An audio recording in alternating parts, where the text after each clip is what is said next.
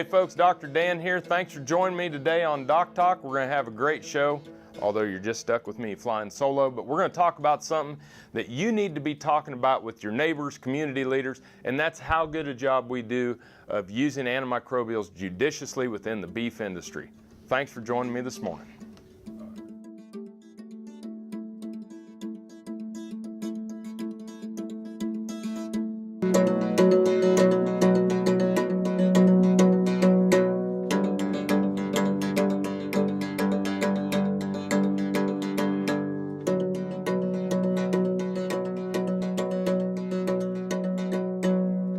Closed captioning brought to you by Ag Promo Source. Together we grow. Learn more at agpromosource.com. This segment brought to you by Kansas Regenerative Medicine. Your stem cells, your health, your life. Hi there folks, welcome to DocTalk. I'm Dr. Dan Thompson here from Kansas State University, and today we're going to talk about antibiotics. And you know, we've heard a lot of talk about the veterinary feed directive. We've heard many times in the news about antimicrobial resistance or antibiotic resistance in the use of antibiotics in production animal medicine.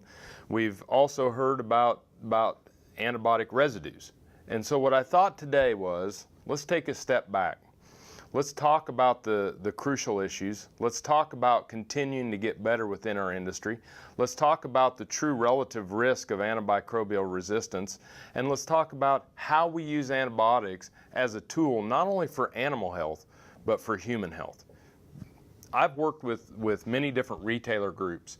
And one of the things that McDonald's retail did is they did a survey on animal welfare. And when they asked consumers on the street what animal welfare was, if they asked 6 different people, they'd get 6 different answers. And so nobody really truly knew what animal welfare was. But the one thing that came from those studies was that the typical consumer correlates a healthy food product comes from an animal that was healthy. So safe, wholesome food comes from healthy animals. Makes sense. And animals that are healthy are ones that have had good animal welfare or good animal husbandry. We understand that not all animals that receive good animal husbandry are not going to get sick. Some of them will get sick, just like our children get sick. But understanding that the core value of the consumer, or the core thought process of the consumer, is that a healthy animal is one that is well taken care of, and a healthy animal is one that provides us a safe food product. Now, we have to explain to the consumer that we don't want to use antibiotics. When I use antibiotics in animal health programs, that means that animal was sick and we needed to treat it for the disease just like they would if I got sick or got respiratory disease or some sort of bacterial infection. And these are great tools that we have. With the VFD coming, one of the things that consumers really want to see is, are we providing consistent and constant improvement in our systems? You can see that from the USDA, from the veterinary client-patient relationship, from FDA, from industry initiatives within the beef industry, we have continued to get better, and we'll talk about that during the show today. What we want to focus on first in the next segment is we're going to talk about the relative risk of antimicrobial resistance. We're going to talk about going in an industry from just having antimicrobial residue avoidance on our mind to antimicrobial resistance avoidance on our mind. So this is going to be a paradigm shift for our industry, but we also need to understand that we have beef coming from other countries. And if the beef is coming from other countries, if the producers and veterinarians are not being held to the same standards as the consumers and regulation is being held in the United States, I think that's an issue because they're going into the meat counter side by side as the same product. So we'll talk about things that lead up to that. We'll talk about traceability and much more. But it's time that we get real about the antimicrobial resistance issue in this country and antimicrobial regulation and its impact on the beef industry. Soil is the life of a farm, and for 25 years, SureCrop Liquid Crop Nutrition has helped growers produce abundant quality crops while preserving and improving the soils they steward. SureCrop offers complete soil and plant analysis with cropping recommendations, delivery direct to your on-farm storage, and quality crop nutrition custom blended for your field. Choose SureCrop for the assurance of excellence for your soil. Call today or visit their website for more information. Valley Vet Supply is devoted to providing information and professional quality products at reasonable prices. ValleyVet.com, ValleyVet.com, Valley Vet Supply. Buying a car shouldn't be this hard. And at Brown Chevrolet Buick in Wamego, it isn't. It's actually awesome. Whether you want a new or used car or truck, Toby's team can make the deal. Even if you want to custom order a new car or truck, Toby's team can make the deal. See Toby's team at Brown Chevrolet Buick in Wamego. We're awesome. This segment is brought to you by Santa Fe Trail Meats in Overbrook, or visit us online at sftmeats.com. Hey folks, welcome back to DocTalk. I'm Dr. Dan Thompson here at the College of Veterinary Medicine at Kansas State University. And we're talking about antibiotic residue avoidance and antibiotic resistance avoidance in our beef cattle supply chain. And one of the things that we have to understand is the one beef concept.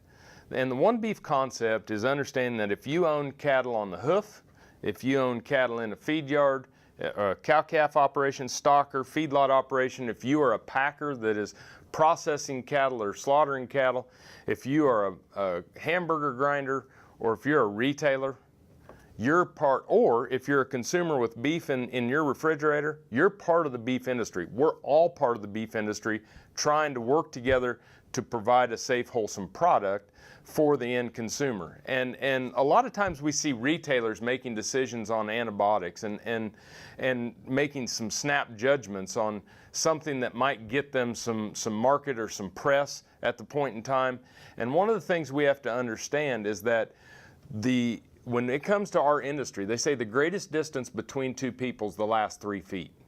And the retailer is the last 3 feet of the beef industry to the consumer. Now, activists, such as animal rights activists or antibiotic activists or different lobbying groups, have agendas and interests to decrease the trust between the retailer. It used to be decrease the trust between the consumer and the beef industry. The consumer trusts us. The consumer is 97% of Americans consume beef. We are on the same team. So now the trust is being eroded between the executives at the retailers with the farming industries. Stephen Covey Jr. just wrote a book about the speed of trust. And in that book it says, as trust decreases, the speed of business slows down and the cost of business goes up. And so while activist groups that may have a hidden agenda of wanting us to not eat meat, what they're trying to do is increase the cost of production by eroding that trust, increasing audits, increasing assessments, loss of technology without due diligence in making snap decisions to just get the activists off their back or to get themselves a first place in a market share just through marketing and getting in the different newspapers or news outlets.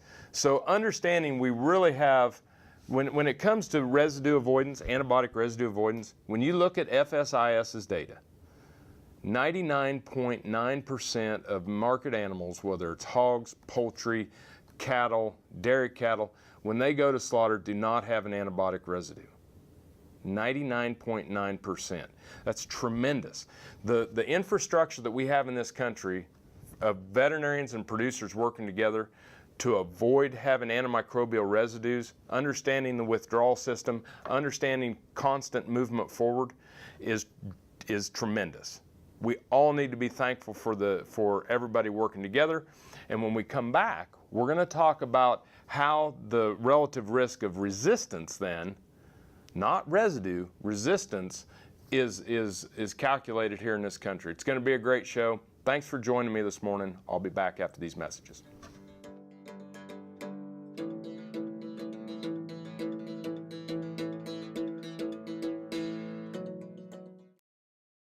Here's another gardening tip with Annette Jackson from Jackson's Greenhouse. Fall is the best time to fertilize cool season lawns such as fescue or bluegrass.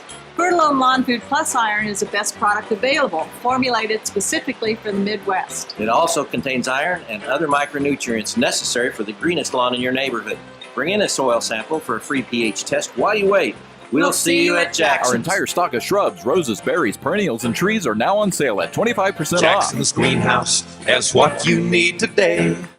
Working your cattle just got easier. Introducing the new VetGun delivery system, a new way to apply topical insecticides to your cattle. The VetGun lets you remotely treat cattle with effective parasite control, so you can do it just walking among the herd. It's that simple. The proven topical insecticide AML VetCap is used with the VetGun. It works fast to control horn flies and lice while minimizing stress on your cattle. Fast, easy, effective. VetGun. Check with your animal health supplier for availability. No matter where, no matter why, the Veterinary Health Center at Kansas State University is committed to providing quality patient care to animals and exceptional customer service to their owners. From routine checkups to emergency and specialty care, our world-renowned specialists and experienced professionals are here to discover, to teach, and to heal. Let us know. How can I help? How can we help?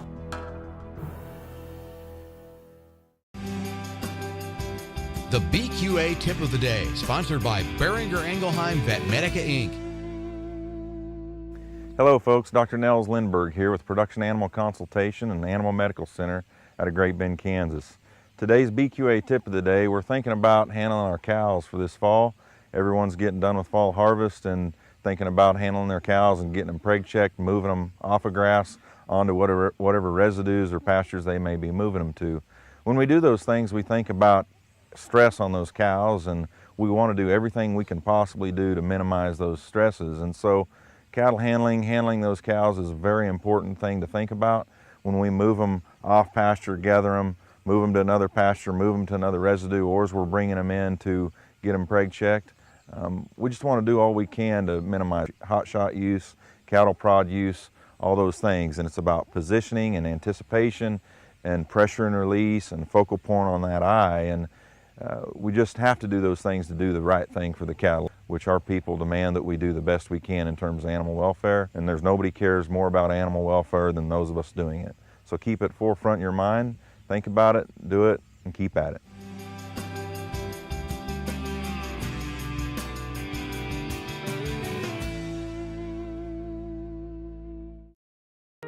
Earlier in my life, I rode bucking horses and rodeos, and my shoulders took such a beating, and that was probably the reason for having several previous surgeries on both shoulders. About a year ago, I decided that I didn't want to have another surgery.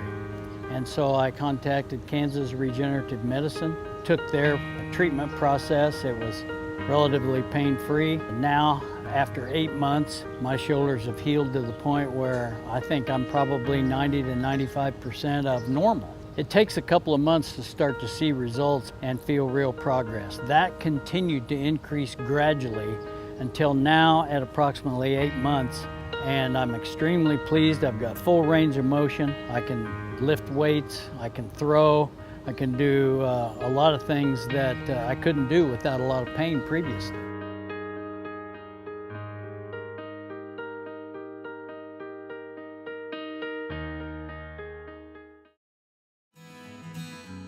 This segment brought to you by Kansas Soybean Commission.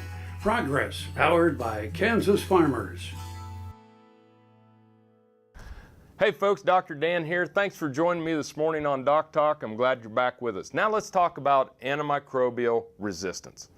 To get a resistant bacteria, basically the bacteria is exposed to an antibiotic, it becomes resistant to that antibiotic, and then is transferred from the bovine to the human. For that to happen in the beef industry, we would have to have first of all, the three bacteria that we are concerned about: E. coli, Salmonella, Campylobacter. So we're talking about a foodborne pathogen. What is the relative risk just starting out of even having a foodborne pathogen in your beef product? Extremely low. Okay, we do more testing and removal in this industry than we ever have. We have such sophistication.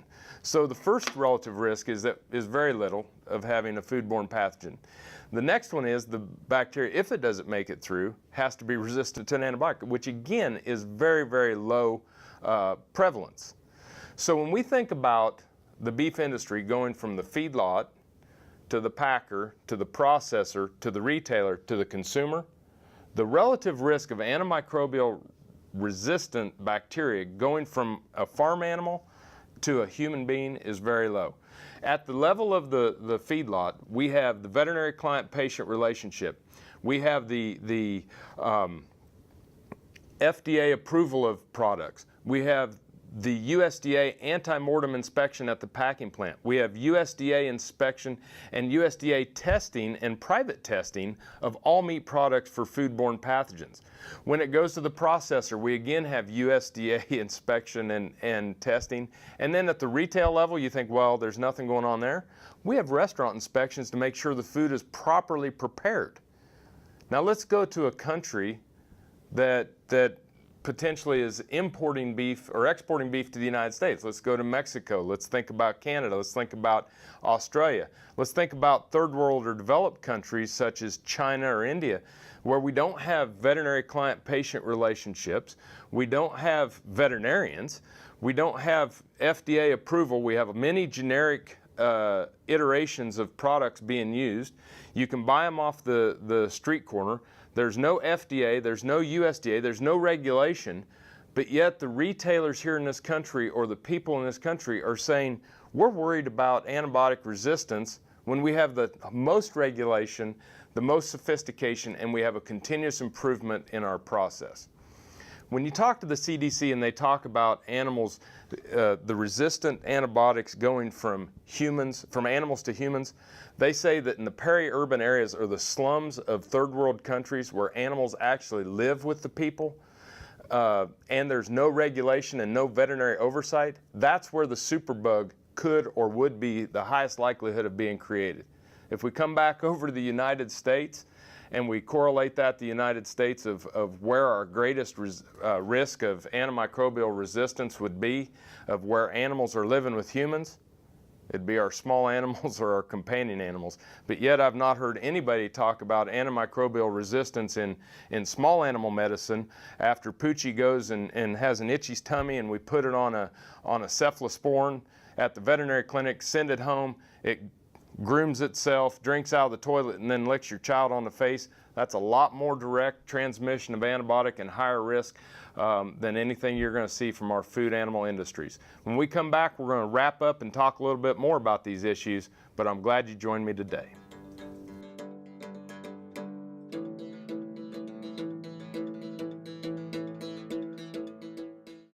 Broadband has become as important to us as highways. That is why DocTalk is teaming up with NTCA, the Rural Broadband Association, and rural broadband companies like Blue Valley Telecommunications in fighting for quality broadband access through the program Smart Rural Communities. I don't think we have any idea what's coming in the future. I couldn't have imagined 5 years ago what we're doing today. So in 2 years, I would guess there's things we can't imagine that we're going to be doing. To learn more, visit ntca.org/smart or bluevalley.net. Ag Promo Source is a unique group of marketing specialists with one mission: help your ag business grow. Each affiliate has their own area of expertise and they work together to bring you advice, products, and services. To get started, visit agpromosource.com. Ag Promo Source, together we grow. This Meet the Future Veterinarian is brought to you by Zuprevo. Choose confidence. Choose Zuprevo for BRD treatment. Kathleen Morris is the 5th generation of a Texas ranching family, and her mother is a veterinarian, so it was natural for her to choose a career in veterinary medicine. Her main interests are in equine dentistry and podiatry, but she also loves working with small ruminants and livestock. After graduation, she will spend the summer working in Alberta, and then return to Texas to work full-time in a mixed practice. Next time you see a beautiful field of corn, reach out and thank the farmers who work tirelessly to raise corn. For livestock feed, renewable fuels, and exports to feed a growing world population. The farmers on the Kansas Corn Commission work for Kansas Corn with grower-funded checkoff dollars that support foreign and domestic market development, research, promotion, and education to expand opportunities for Kansas farmers. To learn more, visit kscorn.com. When your living depends on agriculture, you can depend on KFRM 550 AM. If you're in the southwest three-fourths of Kansas or the northern half of Oklahoma, catch us at 550 AM on the radio dial. But if that isn't you, listen on your cell phone at TuneIn Radio or on your computer at KFRM.com. We promise to keep you informed, entertained, and company as you go through your day. KFRM 550 AM, the voice of the plains. We would like to join your management team. This segment brought to you by Kansas Farm Bureau, the voice of agriculture. To join today or more information, go to kfb.org or find us on Facebook and Twitter. Hey folks, Dr. Dan here. Thanks for joining me. We're tackling antibiotics. We're talking about the real issues. We're talking about the relative risk. And it's important we get this message out. What the consumer really wants and what the consumer understands is we can't eat the elephant in one bite. We can't solve all problems of all industries, or I can't even solve all the problems with my pickup at once, right? We have to make strong strategy improvements, and we've done that in the industry. So the consumer wants us to just continuously try to get better every day, and we do that. Let's start out in the 1980s. We started out with beef quality assurance. Not only did that address the proper administration of our antimicrobials and address the veterinary client-patient relationship, but it also helped us with withdrawal times and preventing antimicrobial residues in the beef process. Then in the 90s, we got AMDUCA, an Extra Label Drug Use Act. And that really brought in that if you're going to use an antibiotic that is not approved for beef cattle, you have to have extra documentation from your veterinarian and you have to maintain records. That was in the 1990s. The next part of our story is US FARAD, which is a food animal residue avoidance database. And you can call 1-800 US-FARAD if you give an injection to an animal of any product, and they will within 24 hours get you the appropriate withdrawal times and let you know and let a veterinarian know when that animal is safe to ship. Great tool, great infrastructure, great story. Then in the late 90s or in the early 2000s, we as an industry took a voluntary ban to never use aminoglycosides or ginseng to treat cattle because of the 18-month withdrawal time that product has. Lastly, we now have the veterinary feed directive coming forward. So when you look at beef quality, which is going to not allow antibiotics to be used for growth and feed efficiency, and you're going to have a prescription for feed-grade antibiotics just like we do for injectable. So when you look at our story in total to the consumer and how we're tackling antibiotic resistance and judicious use of antimicrobials, we started out with beef quality assurance in the 80s. We went to AMDUCA and extra label drug use. We have US FARAD as a tool. We took a voluntary ban on aminoglycosides, and now we have the veterinary feed directive. It's a great story. It's been a lot of work. I commend FDA. I commend the veterinary profession and beef producers for taking this on to continue to move the bar forward to provide even a safer, more wholesome product and more judicious use of antimicrobials.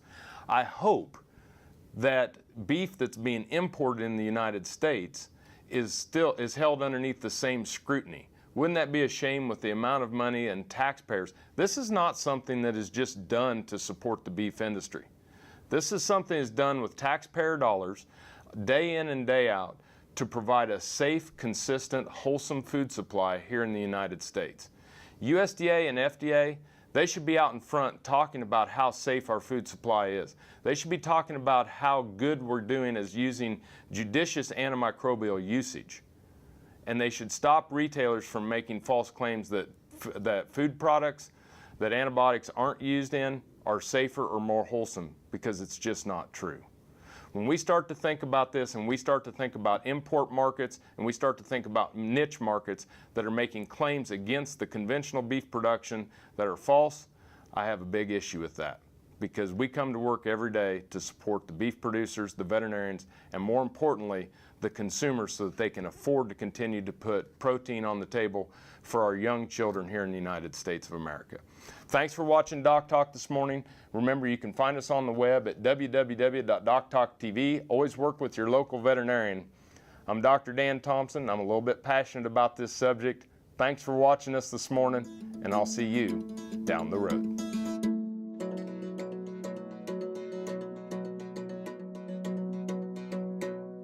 Closed captioning brought to you by Ag Promo Source. Together we grow. Learn more at agpromosource.com.